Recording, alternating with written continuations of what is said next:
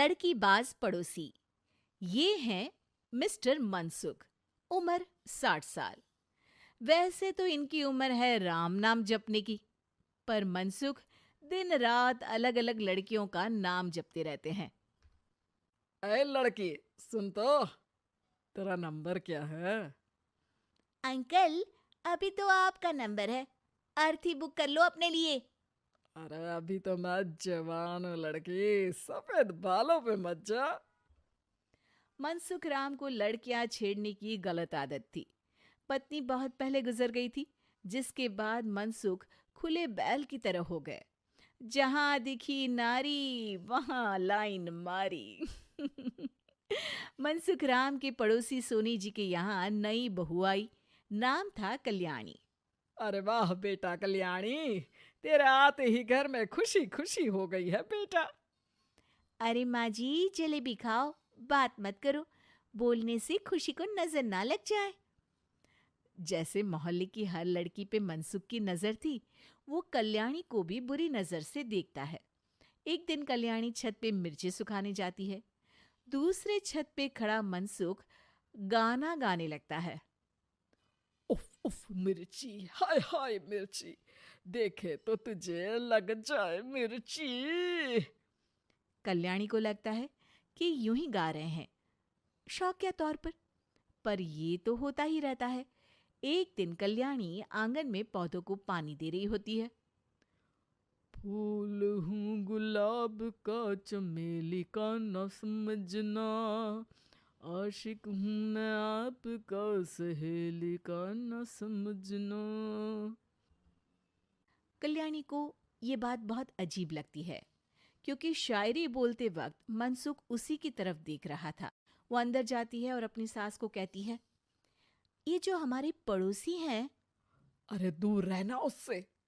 हाँ, दूरी रहूंगी, पर ये थोड़े अजीब नहीं है? अरे अजीब, आवारा, ठरकी, पता नहीं क्या क्या आदमी है वो। हर लड़की पर नजर डालता है वो। उसकी उम्र की वजह से कोई उसे कहता नहीं। बाकी उसे आसपास रखना भी नहीं चाहिए। अरे पर ऐसे थोड़ी ना चलेगा। एफआईआर करवा देनी चाहिए। हवालात में हवा और लात खाएंगी तो समझ जाएंगे। अरे यही तो दिक्कत है ना समाज की। जिसके साथ दिक्कत होती है उसको भी समाज गुनहगार समझता है। लड़की अगर बोल दे कि फलाने ने मुझे छेड़ा है, तो कुछ लोग तो ये कहने लगते हैं कि लड़की की भी रजामंदी होगी ही। ये तो है, पर कुछ तो करना ही पड़ेगा। नहीं बेटा, कुछ मत कर। जबरदस्ती हम किसी से लड़ेंगे नहीं। हमारा परिवार इज्जतदार परिवार है। कीचड़ में जाएंगे तो हम भी तो गंदे हो जाएंगे ना।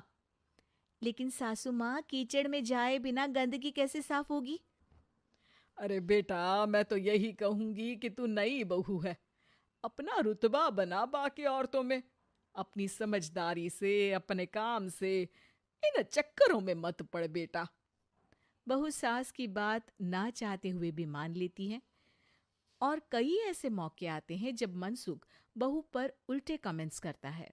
जैसे एक दिन जब बहू छत पर सफाई कर रही होती है, तो मनसुख छत पे आकर गाना गाने लगता है। तेरा ध्यान किधर है, तेरा हीरो इधर है, तेरा हीरो इधर है। मेरा ध्यान तो आपकी हरकतों पे ही है। थोड़ा आप भी ध्यान दो कि क्या कर रहे हो आप। अरे बहुत तीखी हो और मुझे मिर्ची पसंद भी है। अरे वाह। बुढ़ाओ कहीं के। बहू वापस अपने कमरे में नीचे चली जाती है। वो किसी को बताती नहीं है कि आज मनसुख ने उसे क्या कहा, ताकि घर में टेंशन ना हो। एक दिन बहू घर के बाहर रोड पर ठेले वाले से सब्जी खरीदने जाती है। भैया, प्याज के भाव कम करो ना, बिना प्याज काटे ही रुला दोगे वरना। तभी बहू की नजर मनसुख पर पड़ती है, जो वहां से गुजर रही एक लड़की को देखकर कहता है, शीशी भरी गुलाब की, पत्थर पे फोड़ दूं। तेरे लिए तो जाने मन जीना भी छोड़ दूं। लड़की सहम जाती है। उसकी उम्र शायद 18-19 साल की रही होगी। बहू ने जब ये देखा कि मनसुख ने इतनी छोटी उम्र की लड़की को तंग किया है, तो वो घर में जाके अपने पति से कहती है, तुम्हारा पड़ोसी मनसुख, अरे बहुत नीच आदमी है। अरे कुछ करते क्यों नहीं उसका? अरे मैं क्या करूं? पड़ोस में गंदगी है, हटानी तो पड़ेगी ना। मेरा साथ दोगे? दूंगा, लेकिन करना क्या है? हम फंसेंगे तो नहीं ना? डरो मत, अच्छे काम करने से डरना नहीं चाहिए। उस दिन कल्याणी अच्छे से तैयार होती है और मनसुख के घर जाती है। अरे वाह, आज तो घर में चांद उतर आया है। आपकी शायरी, आपके गाने मुझे यहाँ खींच लाए।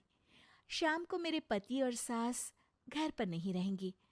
आप मेरे घर आ सकते हैं चाय पीने।